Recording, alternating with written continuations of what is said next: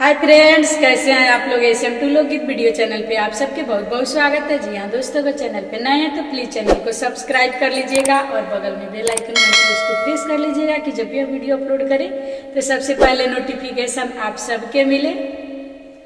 अंगूठिया तू दे दो यार प्यार के निशानी, अंगूठिया तू दे दो यार प्यार के निशानी, सोना के देब त पकड़ी सिपाही, सोना के देब त पकड़ी सिपाही, चनिए के दे दो यार प्यार के निशानी, तू चनिए के दे दो यार प्यार के निशानी, अंगूठिया तू दे दो यार प्यार के निशानी, अंगूठिया तू दे दो यार प्यार के निशानी, सोना के थाली में जेवना परसनी, सोने के थाली में जेवना परसनी,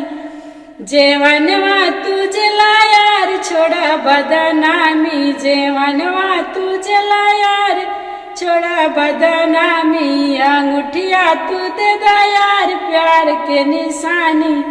अंगूठिया तू दे दो यार प्यार के निशानी, झांझर झाली गंगा जल पानी, झांझर झाली गंगा जल पानी, पनिया तू पिला यार छोड़ा बदनामी, अंगूठिया तू दे दो यार प्यार के निशानी, अंगूठिया तू दे दो यार प्यार के निशानी।